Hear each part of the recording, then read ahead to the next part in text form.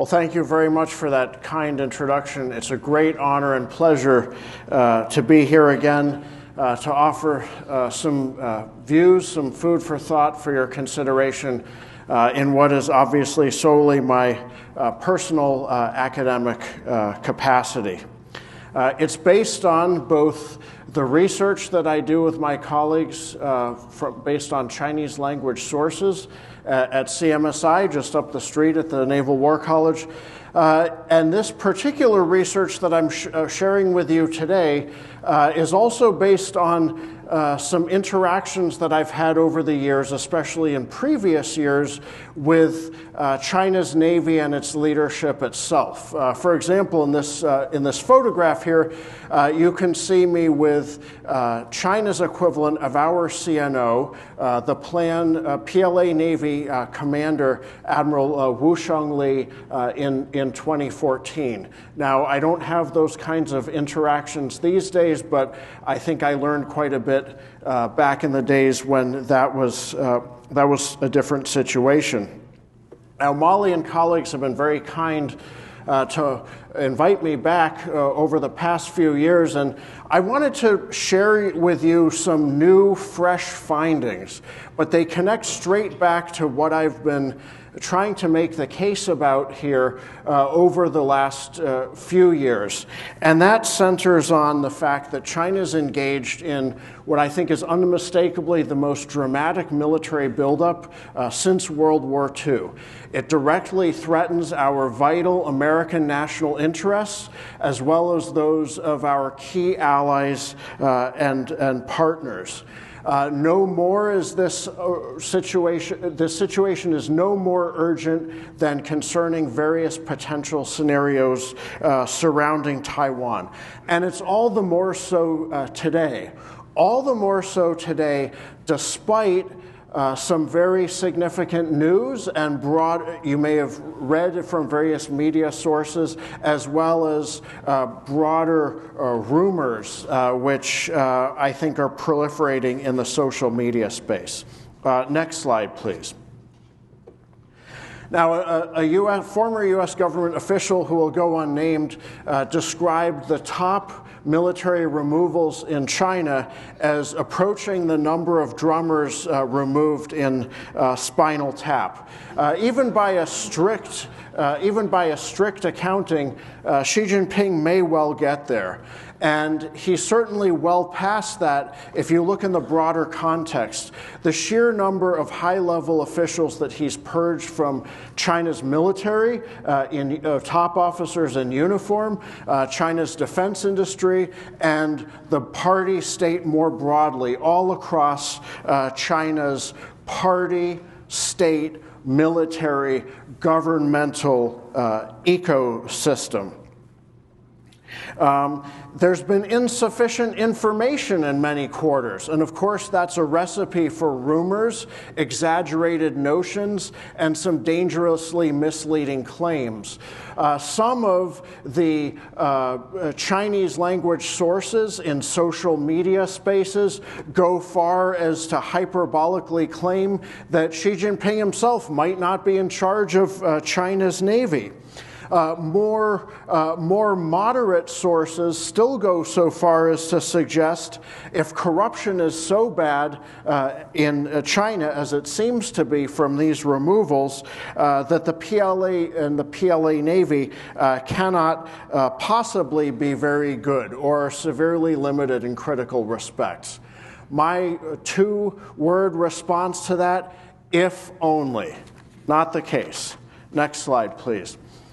Now, the thoughts that I'm sharing with you today are strongly held by me, but they are so based on extensive research that I've conducted and published with my colleagues at the China Maritime Studies Institute and beyond over the past roughly a decade. I put together a compilation of these publications on my personal research website, andrewerickson.com. You have the URL right here before you on the screen, and I strongly encourage you to check out our institute website, usnwc.edu/CMSI. We have a wide range of analytical publications. They're all available for free download, and a number of them cover this PLA Navy leadership area and broader questions of leadership, command and control, civil-military relations, Xi Jinping's status and ability to command his armed forces.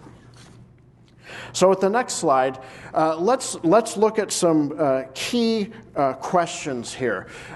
In the last 2 years of focusing my PLA Navy leadership research, particularly in collaboration with our CMSI director, Chris Sharman, we've zeroed in on the following questions, the following research areas, which we think are most revealing. What is the actual trajectory of operational readiness for China's military and China's Navy specifically? How is China progressing toward achieving key milestone objectives? The People's Republic of China, since its founding in 1949 under a Marxist-Leninist communist system, has been big on all of nation, all of society, big picture goals and targets. And under Xi Jinping, there are 3 target years that inform China's military buildup. There's out to the far horizon, 2049, at which point all aspirations are supposed to be realized, including making China's military and Navy truly world-class in nature. Director Sharman's done great research on this. We interpret this to mean second to none and ahead of the U.S. in certain areas, prioritized areas. That's the aspiration. But of course, that's way out into the future. There's no way that Xi Jinping will last that long in a simple actuarial mathematical reality. So, of course, there have to be some intermediate goals. So there's a halfway point to 2049, that's 2035. Everything's basically supposed to be completed by then. And then Xi Jinping has introduced a waypoint to the waypoint 2027, which if you go into great depth, as I have in the research, you can find substantial evidence with which the Pentagon agrees in its annual China Military Power Report that a lot of the 2027 timeframe goals are pegged to giving Xi Jinping a full military toolkit of military operational capabilities regarding Taiwan. Options to threaten, options to use in a worst case.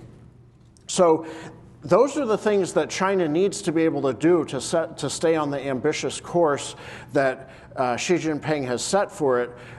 Major shortfalls there would suggest that these removals might have a substantial negative effect. Finally, we always look for patterns, comparing and contrasting with what data points we can find. Next slide, please.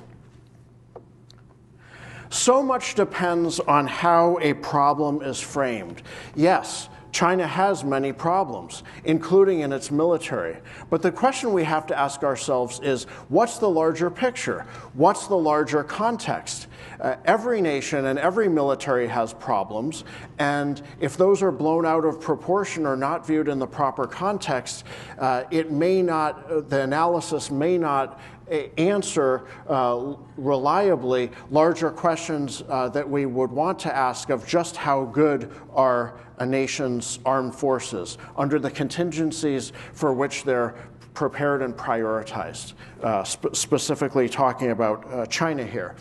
My big analytical plea to all of you here would be, the case I hope to make to you is, we shouldn't miss the forest for the trees. Yes, there are some rotten trees, there are some problematic trees, there are some dysfunctional trees, but look at the overall progression of the forest. That is dramatic, that is concerning, that is stressing to our capabilities and to our preparations that we're duty-bound to make for some key contingencies. So 3 major things, at least, are true at once here. China's military is riddled with corruption or various things that are defined as that in the PRC system, not quite the same as our system.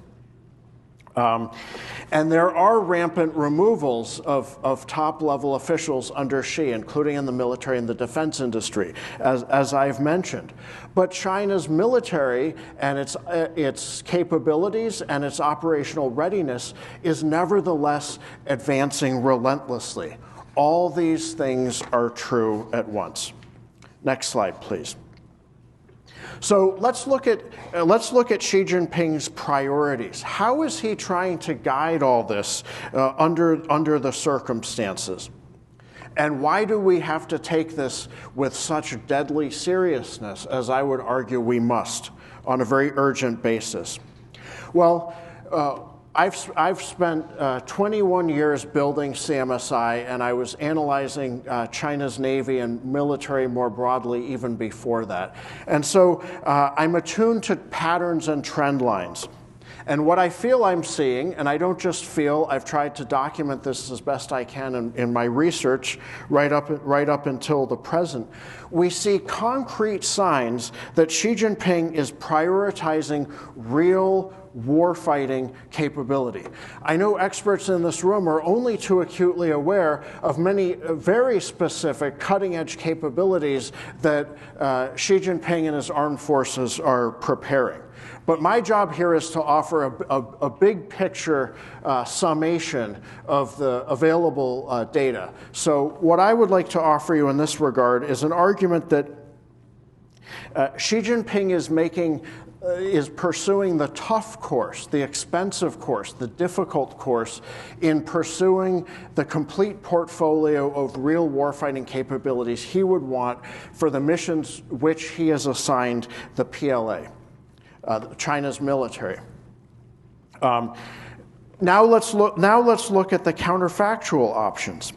It would be far, some have argued over time, not so much now, but in years past, that many of China's efforts are based on prioritizing stopgap internal security efforts, keep the Chinese Communist Party safe and in power, keep the paramount leader, Xi Jinping today, safely in power, or symbolic prestige.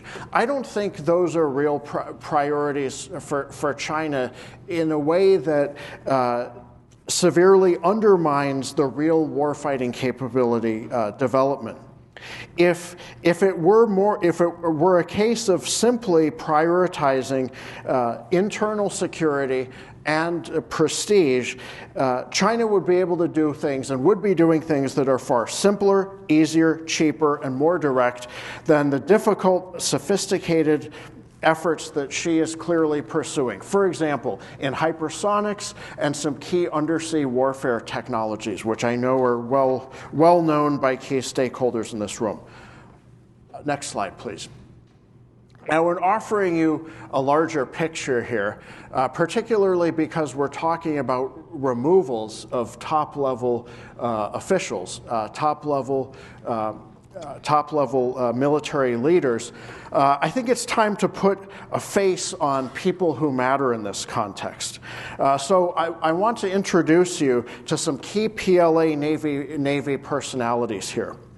Let's start with someone who's not a household name almost in any quarter outside China's military, but someone who's very important, who appears to be a sort of military loyalty enforcement boss and runs the disciplinary measures within China's military in this regard.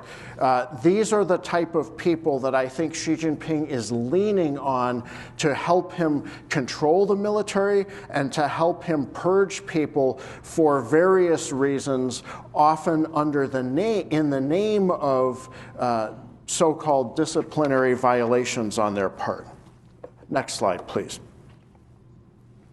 So what is corruption? My CMSI colleague, in the PRC context, what is corruption? My CMSI colleague, Ryan Martinson, has the best succinct definition I've come across. Personal abuse of power for selfish ends. Now here's where things get complicated in the PRC system. And here's where things make the context in which she operates a situation in which corruption can't be solved, it must be managed.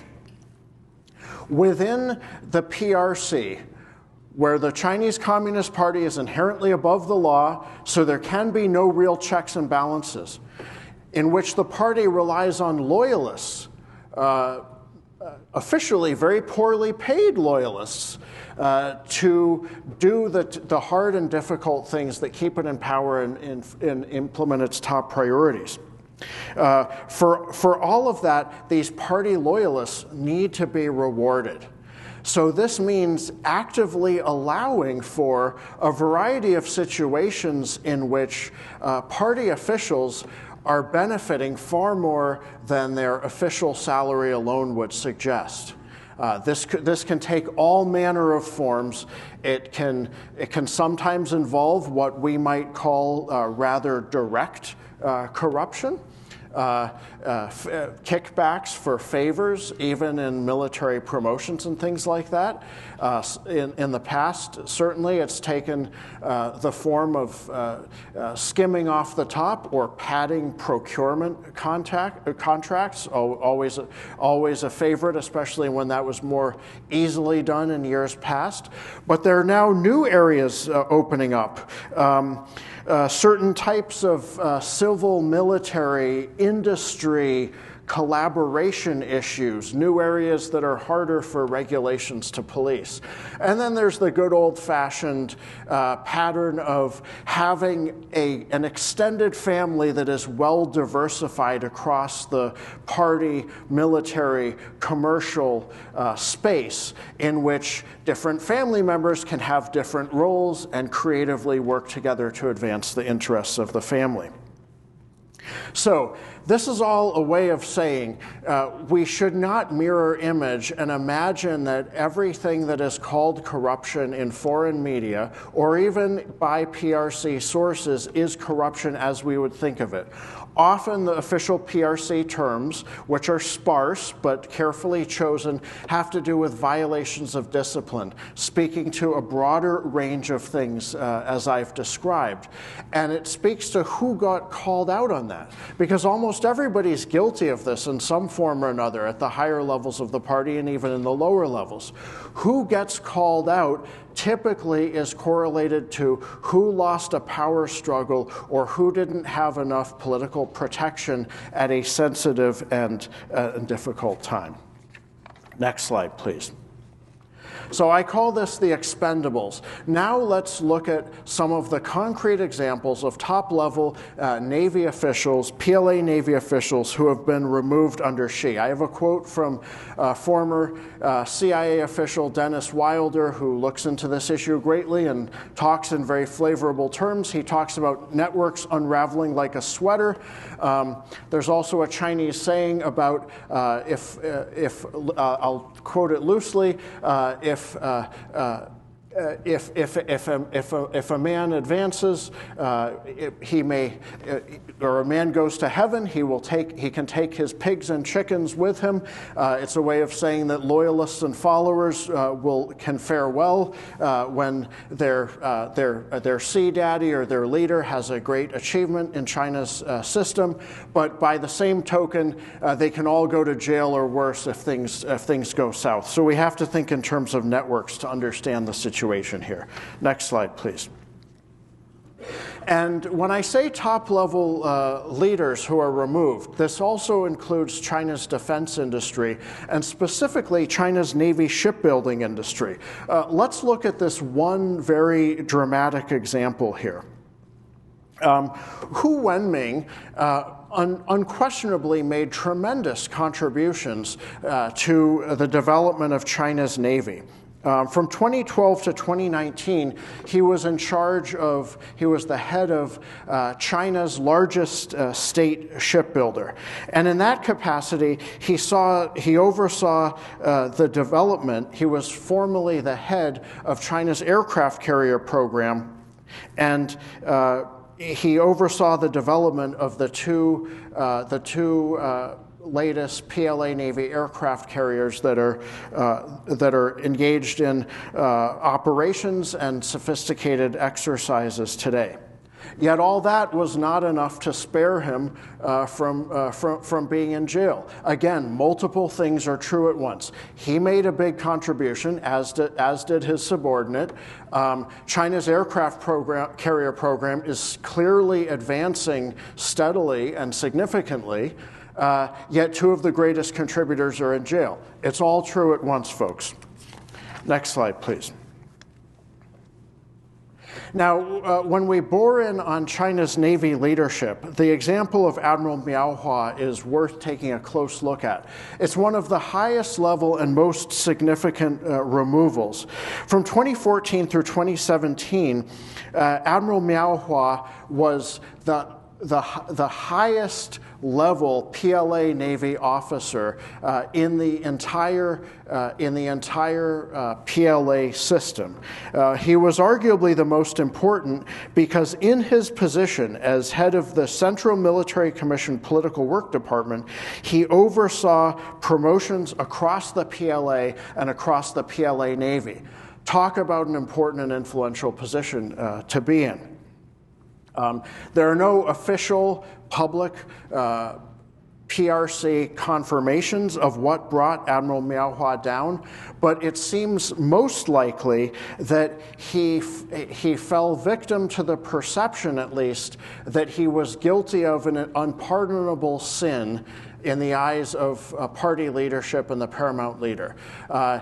In the translation of the Chinese term, it's shantou zhuyi, or mountaintopism. What this means is it's the manifestation of the constant central party fear that some other official outside of the party center will develop their own center through a patronage network, their own high-level achievements, and risk drawing loyalty and influence, or even more powerful things, away from the vetted and approved central chain of command of the party center. I think that's what happened in Admiral Miao's case. Next slide, please. Vice Admiral Li Pengcheng exemplifies several of the rising star talents that have been abruptly removed from their positions. We call him the replaceable replacer because I won't go into all the bureaucratic details, but the person that he replaced in his position as head of the Southern Theater Command Navy had the same thing happen to him just before. And that same person who had the same thing happen to him just before, earlier on in his career, made a similar replacement. So the point is, this is not just something that suddenly happened under Xi Jinping. In China's constantly contested system with power struggles but without checks and balances, there have been a variety of removals over time, not just recently. And they have occurred throughout Xi Jinping's 13 years and counting in power as paramount leader, not just recently. And this sort of thing happened before Xi Jinping was in power, not just under Xi Jinping. So yes, there are certainly some recent dramatic headlines, but this is not something that never happened before. It's part of a larger pattern. And as part of the larger pattern, let's just talk about the last 13 years under Xi Jinping.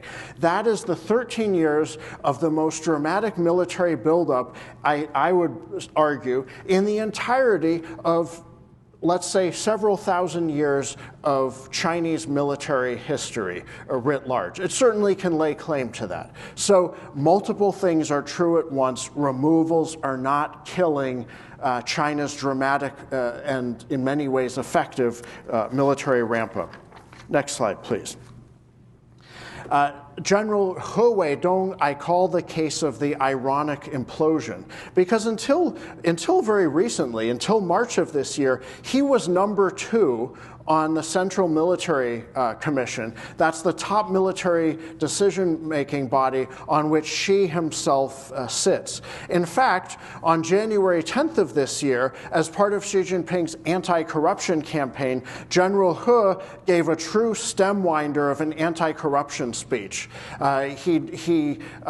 He denounced corruption in all possible ways, said the PLA was going to go after it ruthlessly, and cited the purpose of doing so, to make sure that the PLA, China's military, was on track to achieve Xi Jinping's 2027 goal, the Centennial Military Building Goal, which, as I mentioned before, is in large part about providing Xi Jinping a full military toolbox of operational capabilities against Taiwan.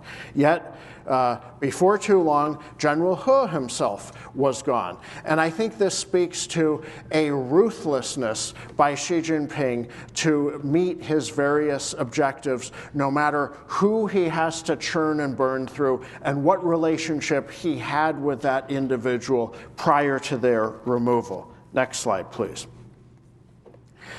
In the latest example of major high-level removals, we see Admiral Miaohua being removed, and among other things, he was earlier on China's equivalent to the president of the Naval War College, and then, of course, until just now, he served as the Plan Chief of Staff, a very important position. His career was truly that of a rising star, like Admiral Li Pengcheng. And I believe this shows that Xi Jinping has a deep bench of talent that he can afford to burn through quite a bit. He wants both talent and loyalty. And he believes that he can get the combination of both by burning through enough individuals. So we can't take false comfort in some misguided idea that because of neuralgia of party politics that China's somehow fat Leonarding itself and hurting itself, harming itself. It has so far plenty more talent to draw on. Next slide, please. Now let's shift to operational readiness and capabilities development. I've reviewed with you some of the key removals. Now let's look at how China's doing at the capabilities development and operational readiness. And not to be trite about serious issues, but it reminds me of that old song, The Beat Goes On. China keeps advancing relentlessly despite the removals. Multiple things are true at once here. For example, on April 1st and 2nd of this year, China held major, sophisticated, highly visible exercises against Taiwan, involving 135 aircraft, 38 naval vessels, and 12 other government vessels from China's Coast Guard and Maritime Militia. Next slide, please. And this is just the latest in a series of periodic, large-scale anti-Taiwan exercises since 2022. And we're sure to see more to come soon.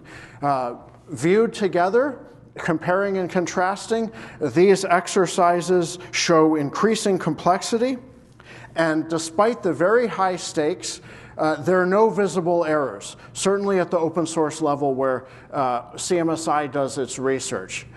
Can I prove to you that no aircraft were scrubbed for maintenance issues, that nothing occurred below the threshold that I'm able to see through open sources? No, I can't. But what I can vouch for is there were no egregious errors, problems, signs of incompetence. These were very successful exercises for China. Next slide, please. Now let's go to shoes to drop for a minute, and also shoes to drop and survivors. More removals are likely to come, but not everyone rumored to face removal will end up getting removed. I think in Admiral Yuan Huazhi's case, he's likely to be out of the picture. It's just not official yet. The reason I say this is he's not been seen publicly since September 7th of last year, and he's been in the PLA Navy political commissar's role, the number 2. It's a very high visibility position. You can't do it very well when you haven't been seen since last September. Next slide, please. That's almost a year. Admiral Dong Jun, China's defense minister, but in a position that's much more symbolic, and it's not strong like our SecDef. Nevertheless, important for certain bureaucratic aspects and interaction with foreigners. There were rumors and speculation that he was under investigation. He appears to have survived for now, but in a more limited state. Unlike his immediate predecessor, he has not achieved 2 important positions that would be very advantageous to have. A seat on the Central Military Commission, despite some vacancies having opened up, or position as a state counselor at the top of the party state hierarchy. Next slide, please. Someone who's still in power without rumor of problems is China's current CNO equivalent, PLA Navy Commander Hu Zhongming, who's been in that position since December 25th, 2023, when he became the 10th commander in the PLA Navy's 76-year history. Next slide, please. Now, on the first slide, I showed you a picture of me with Admiral Wu Shangli at Harvard in 2014. There were rumors that he was having some issues, but I think those can be safely dismissed, because on January 17th of this year, he showed up at a major gala for military elders in Beijing. I think it's safe to say that he's in good standing, and his amazing transformative legacy of leading the PLA Navy during a decisive period, I think, has been officially affirmed. Next slide, please. I mentioned to you previously that the last year or so, the recent months, are not the only time that there have been significant removals in China's military. If we go to the beginning of Xi Jinping's 13-plus years in office, 2 vice chairmen of the Central Military Commission were purged and suffered terrible fates. Now, they weren't removed while serving on the Central Military Commission, but it's still a pretty big deal that officials this high were removed and went on to have a terrible situation befall them and their families. And nevertheless, despite those removals, in the decades since, we've witnessed what can only be described as a tremendous military buildup on China's part. I don't think anyone would discount that decade of military development. Next slide, please. So let's dig into more. How is the Navy handling this at the operational level? I previously referred you to our CMSI website where all our products are hung, and I particularly commend one to you published just within the last few days by my colleague Ryan Martinson.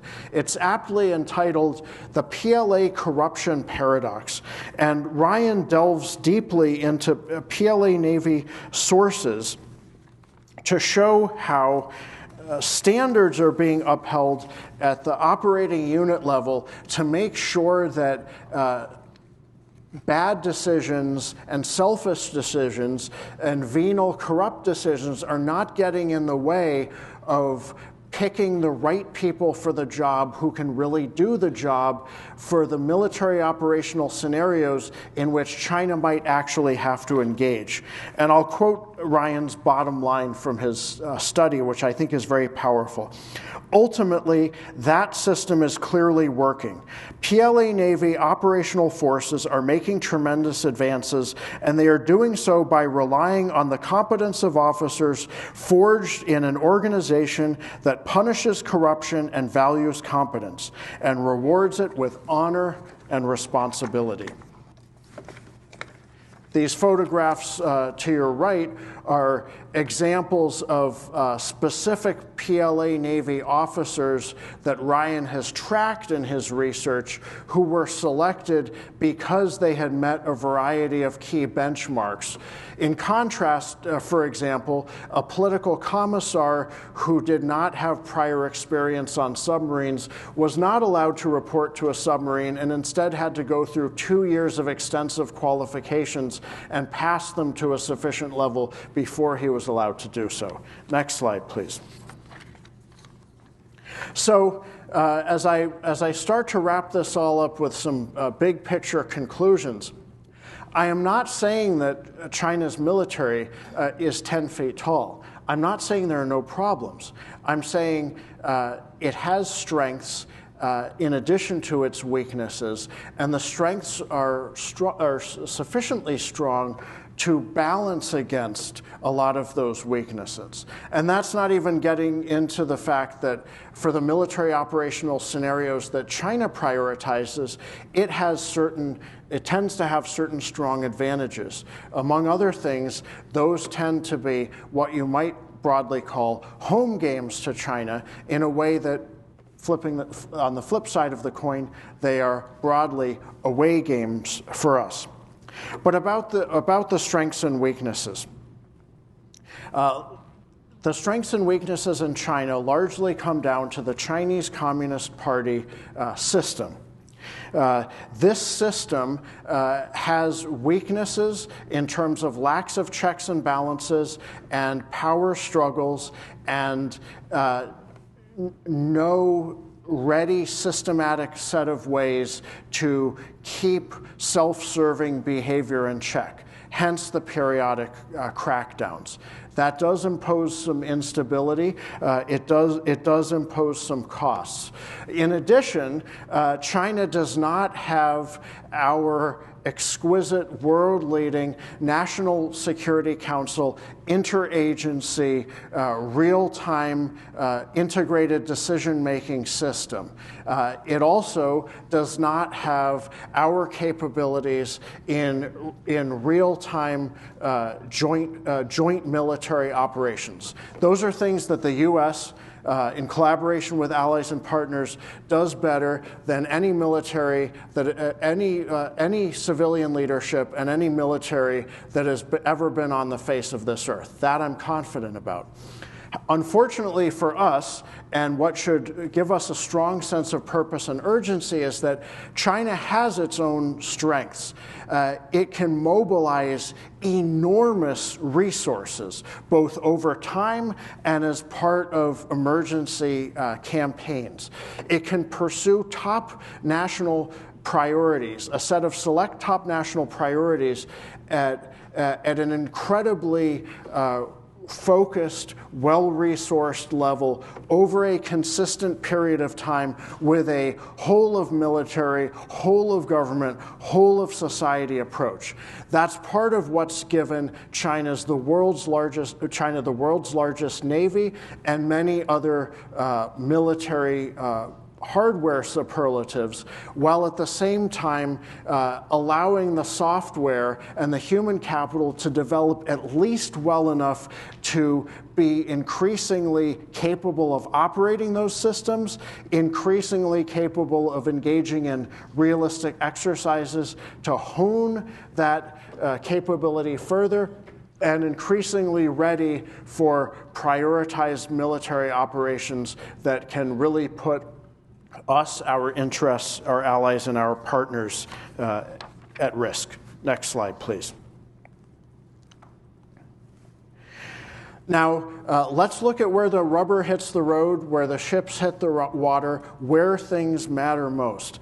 Thus far, in our research at CMSI, we have not been able to find concrete evidence of the top military leadership removals having a significant negative impact on military capabilities development for China or military operational readiness thereof. I'm sure inside there are some horror stories about stressful leadership and staffing situations.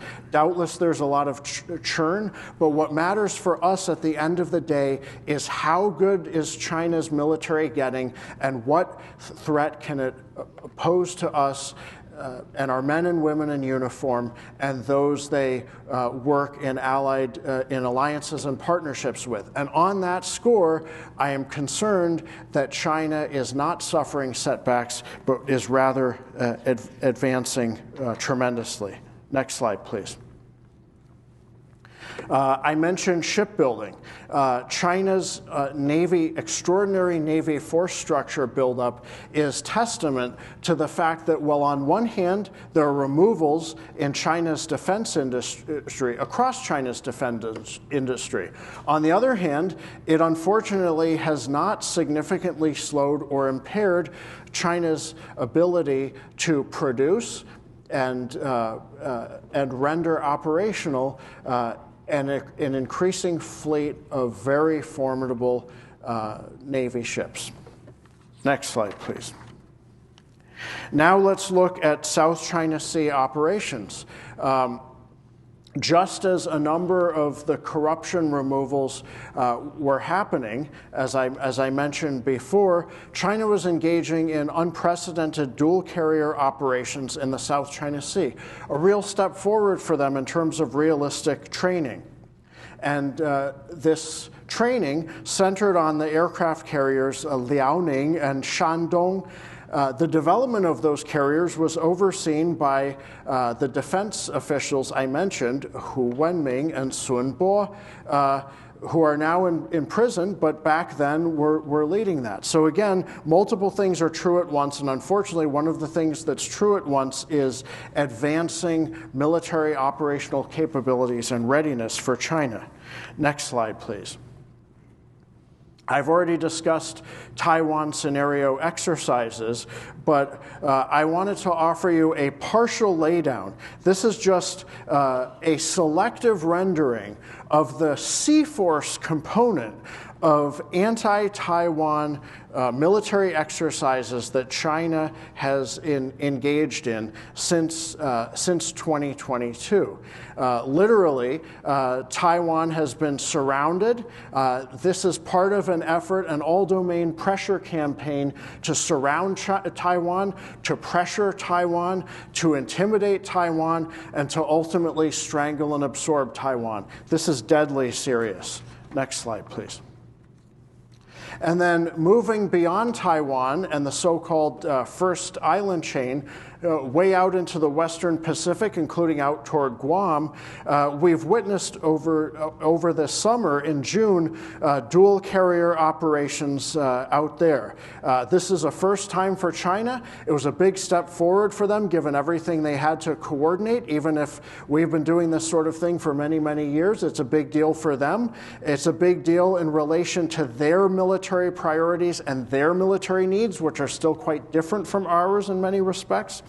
And they did this in full visibility of our military, Japan's Navy, etc., and no obvious, huge, crushing mistakes.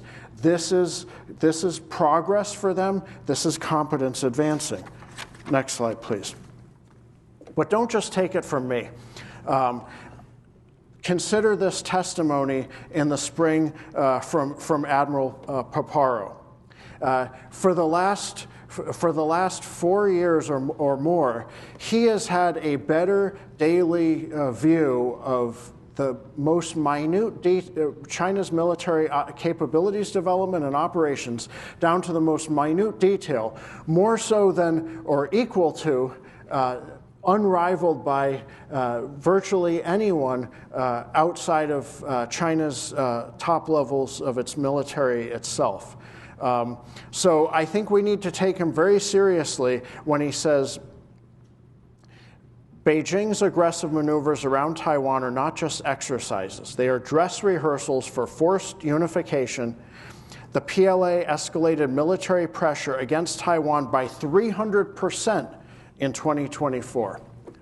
Now, I think that this statement stands alone in its importance, but tying it back to the rest of this presentation, I would submit for your consideration, if the military removals under Xi Jinping are truly hampering China's military development, capabilities development, and operational readiness, I just don't think that can possibly square with what Admiral Paparo has revealed, that 300% military pressure escalation against Taiwan in this past year, in 2024.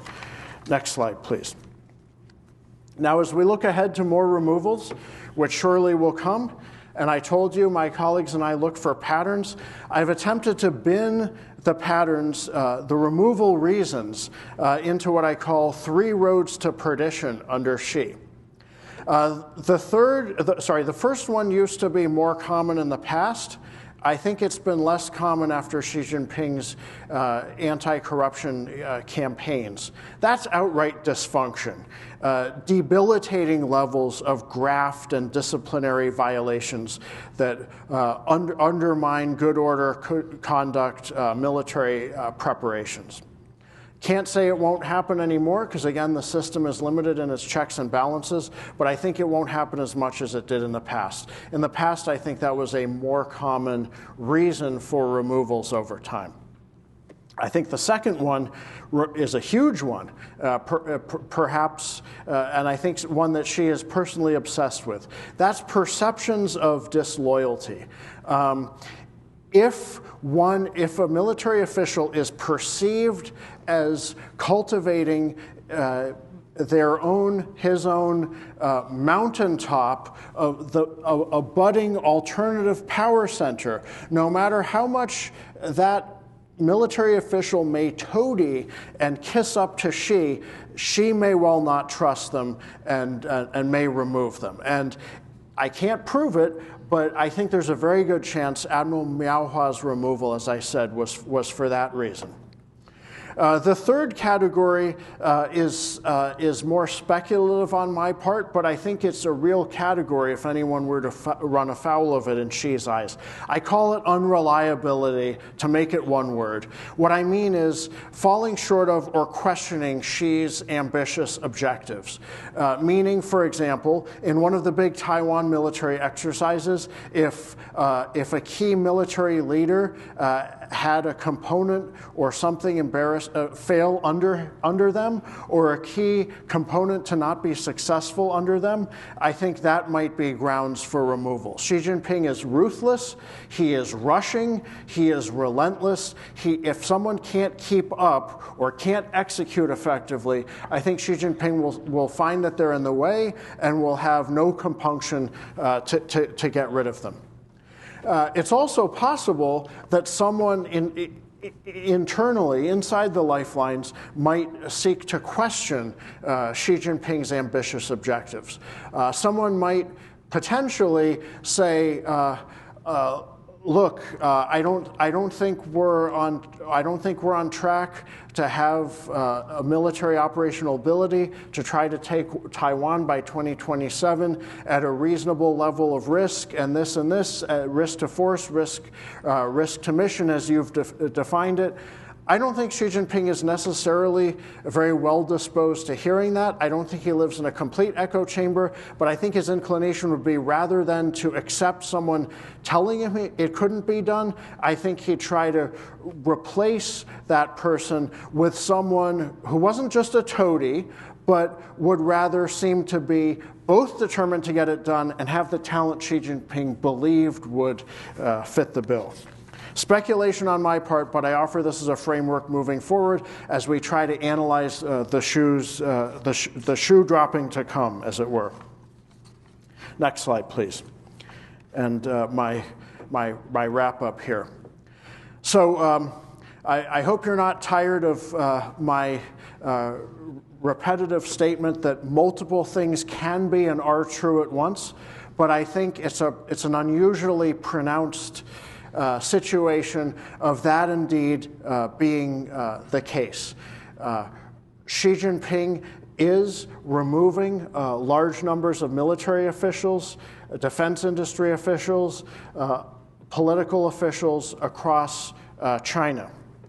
At the same time, China's military capabilities development and operational readiness is clearly advancing dramatically and rapidly across the board in a way that appears, in a way that we cannot afford not to take seriously as being on track to achieve Xi Jinping's 2027 Centennial Military Building Goal, meaning giving him a full toolbox of military operational capabilities against Taiwan. I think that all appears to be on track. The speed and scope are breathtaking. That is what needs to inform our dedication, our sense of purpose, and the missions to which we are directed. At the same time, there will be more rumors, and there will be more real data points of removals, and there will be more uncovering of what are called disciplinary violations and may sometimes reveal some level of dysfunction. And that's where I close on the metaphor of a rainforest, a lush capabilities rainforest, if you'll indulge me, because I think it allows us to conjure up an image of what's happening all at once. There's amazing growth happening, even as there's rot at the same time. Unfortunately, the rot's not going to protect us from the rainforest. It's not going to fell the rainforest. It's the big trees in the rainforest that are successful that are going to threaten us in this particular metaphor. So my bottom line for your consideration is this. Despite Xi's removals, we face a great and growing challenge from China's military. The clock is ticking, the stakes are high, things could scarcely be more urgent, and your work could not be more important. Thank you very much.